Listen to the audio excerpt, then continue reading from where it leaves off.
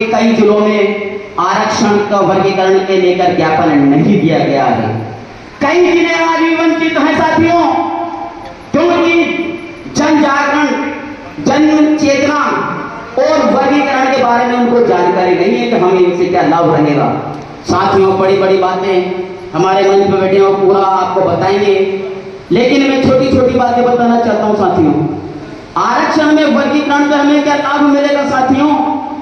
क्योंकि राजस्थान में हमें 10% आरक्षण मिलेगा, और 10% जब आरक्षण मिलेगा साथियों, तो आपको पता है अभी राजस्थान के अंदर कर्मचारी आयोग ने घोषणा की है कि हम 36 प्रकार की नौकरियों में भर्ती करेंगे। और वो 36 प्रकार की नौकरियां कौन कौन सी हैं, मैं उनका पूरा तो नाम नहीं बता पाऊंगा, लेकिन मैं आपको बताना चाहता हूं राजस्थान में 1000 आरएस अधिकारियों की भर्ती होने जा रही है साथियों। अब आप 1000 की भर्ती होगी आरएस की, उसमें 10% हमारे वाल्मीकि समाज और वंचित समाज के जो लोग हैं वो आएंगे, तो हमें कितना लाभ होगा? 50,000 अध्यापकों की भर्ती होने जा रही है साथियों, जिसमें फर्स्ट ग्रेड, सेकंड ग्रेड और थर्ड ग्रेड की भर्ती होगी। राजस्थान में जितने भी हमारे वाल्मीकि समाज के भाई जिन्होंने एसपीसी और बीएड कर रखा है, मैं कहना चाहता हूं जिस दिन आरक्षण में वर्गीकरण हो जाएगा उसके 6 महीने बाद हमारे वो सभी युवा साथी नौकरियों में आ जाएंगे। अभी हाल ही में 60,000 चतुर्थानी कर्मचारियों की भर्ती होने जा रही है, पशुचर की भर्ती होने जा रही है, जय नयनों की भर्ती होने जा रही है, नर्सों की भर्ती होने जा रही है। अगर हमें यह आरक्षण में वर्गीकरण का लाभ मिल जाता है तो मैं निश्चित रूप से कहना चाहता हूं साथियों, जितने भी राजस्थान में जो युवा पढ़े लिखे हैं वो लगभग 2 साल में सभी का नंबर आ जाएगा और सब नौकरी में आ जाएंगे। और हमारे घरों में प्रत्येक घर में अधिकारी होगा, लेकिन सफाई कर्मचारी, और हम सफाई कर्मचारी भर्ती को भूल जाएंगे।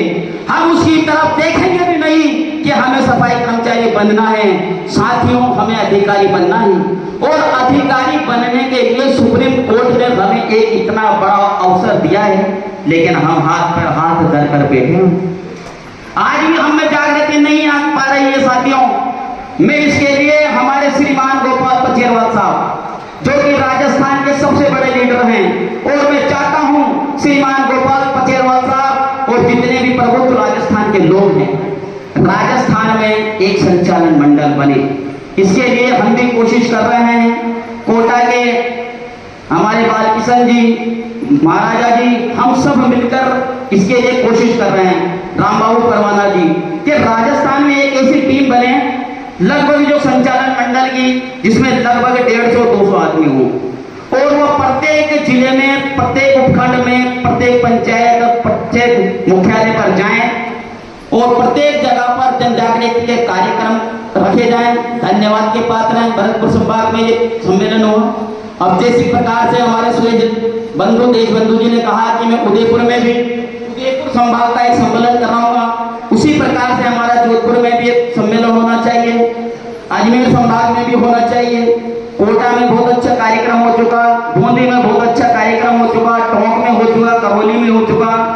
तो साथियों, इसके अलावा भी वर्गीकरण निश्चित रूप से हमें मिलेगा, ये मान के आप लोग चलना, लेकिन अभी से ही हमें पढ़ाई पर भी ध्यान देना होगा, और हमें जो हमारे समाज में व्याप्त कुरीतियां हैं इनसे भी दूर रहना होगा साथियों।